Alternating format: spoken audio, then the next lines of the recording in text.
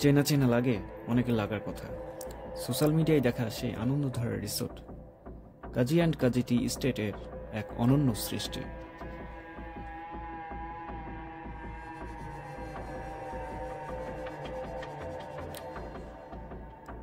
রিসোর্টে যাওয়ার জন্য এই যাত্রায় আমার সঙ্গী রায়হান। আমরা পঞ্চগড় রেলওয়ে স্টেশনে একদম পাখি ডাকা ভোরে অবতরণ করলাম। দেশের অন্য প্রান্তের চেয়ে অনেক আগেই যে এখানে কুয়াশা আর শীত নেমে আসে, তা যখন একটি টি শার্ট আর শার্ট পরে শরীর স্বপ্রণোদিতভাবে কেঁপে উঠছিল, তাতেই টের পাচ্ছিলাম।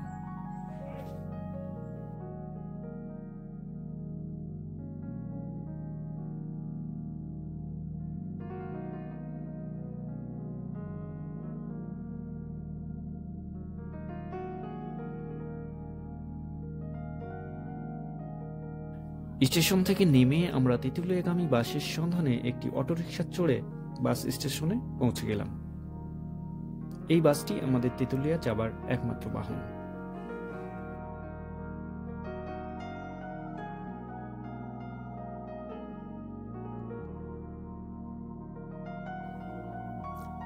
আমাদের বাসটিতে আসা অনেকেই তেঁতুলিয়া সদরে ডাক বাংলোতে গেছে কাঞ্চনজঙ্ঘা দেখার জন্য, কিন্তু আমরা সেটা করিনি। তেঁতুলিয়া যাবার পূর্বেই আমরা মাঝিপাড়া মোড়ে নেমে শালবাহন রোড ধরে পৌঁছে গেলাম কাজী অ্যান্ড কাজী টি এস্টেটে। এটি পঞ্চগড় জেলার তেঁতুলিয়া উপজেলাধীন শালবাহন বাজার থেকে 1.5 থেকে 2 কিলোমিটার দূরে ডাহুক নদীর তীরে অবস্থিত।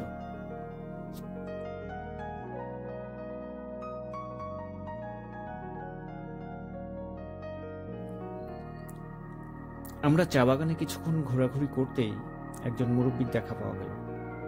ওনার কাছ থেকে রিসোর্টের ব্যাপারে কিছু তথ্য পাওয়া গেল। অবশেষে রিসোর্টে প্রবেশের ক্ষেত্রে তিনি আমাদের বেশ সাহায্য করলেন।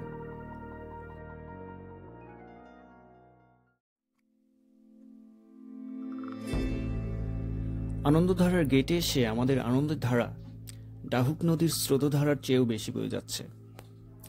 কারণটা হলো, এখন থেকে 10 মিনিট আগেই আমাদের প্রবেশের অনুমতি প্রত্যাখ্যিত হয়েছিল, কিন্তু 10 মিনিট পরে আবার সেটা গৃহীত হলো। আমরা প্রবেশ করার সুযোগ পেলাম, তবে মাত্র আধা ঘন্টা সময়ের জন্য। স্বাগতম আনন্দধারা রিসোর্টে, আপনাকে স্বাগতম।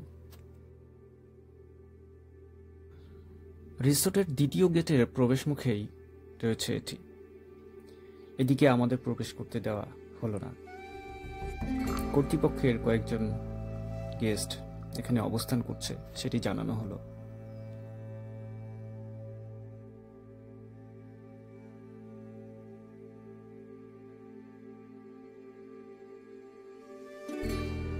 এই সবুজ সুড়ঙ্গ পথটি ধরে আমরা পৌঁছে গেলাম মূল চত্বরে, আসলে যেখানে আমাদের প্রবেশ করতে দেওয়া হলো আর কি।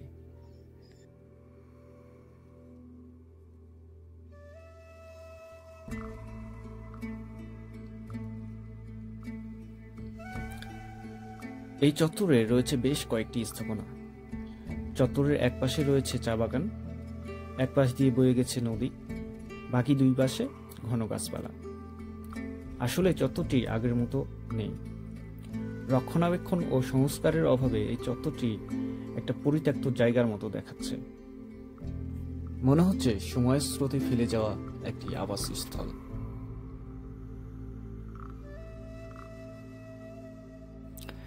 একটি রোমান্টিক প্লেস কিভাবে এবং কত সহজে ভৌতিক সিনেমা বা ওয়েব সিরিজের লোকেশনে পরিণত হতে পারে, তার প্রকৃষ্ট নমুনা হতে পারে এটি।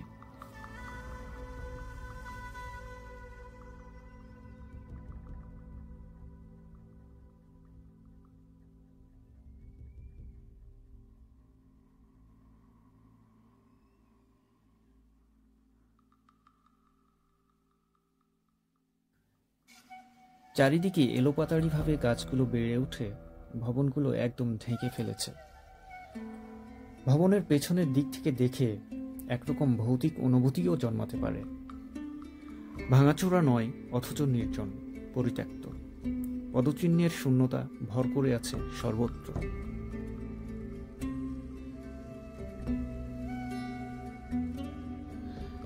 এই চত্বরের ডুপ্লেক্স ভবন এটি। কতদিন ধরে যে এই দরজায় তালা ঝুলছে তা আমরা বলতে পারছি না। রাতের বেলা হয়তো ভূতদের আড্ডা চললেও চলতে পারে এখানে।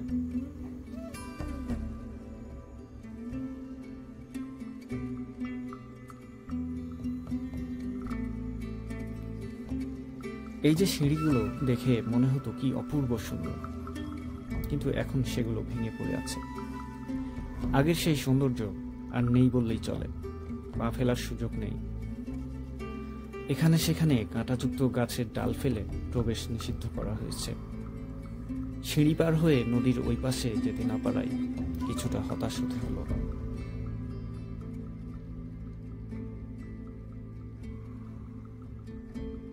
নদীর পাশ দিয়ে ঘুরে ঘুরে আরো কিছুটা সময় পার করার চিন্তা করলেও সেটা আর সম্ভব হলো না। আমাদের সময় শেষ। এরই মধ্যে একজন এসে বার্তা দিল যে আমাদের হাতে আর মাত্র 5 মিনিট সময় আছে। এরই মধ্যে আমাদেরকে রিসোর্ট ছেড়ে বের হয়ে যেতে হবে। এ যেন শেষ হয়েও হইল না শেষ এর মতো একটা অবস্থা।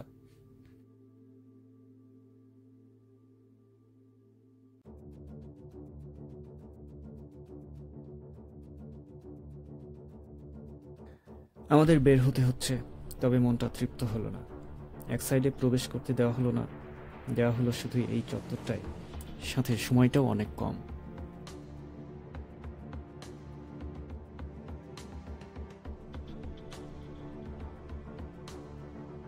আর ওই যে নদীর ওই পাশটায় যেখানে সিঁড়ি পার হয়ে যাবার কথা, কিন্তু ভাঙাচোরা সিঁড়ি, সাথে কাঁটা, যেতেই পারলাম না। হতাশা তো থাকবেই।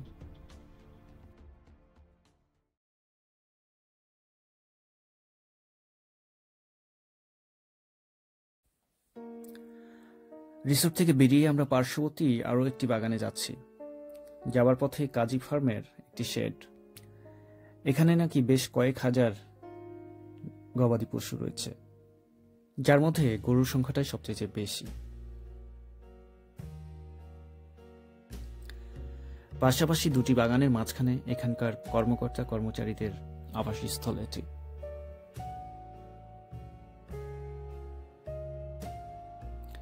এখানে চা বাগানগুলো উঁচু নিচু নয়, একদম সমতল। সমতলেও বেশ সুন্দর আর পরিপাটি বাগানগুলো।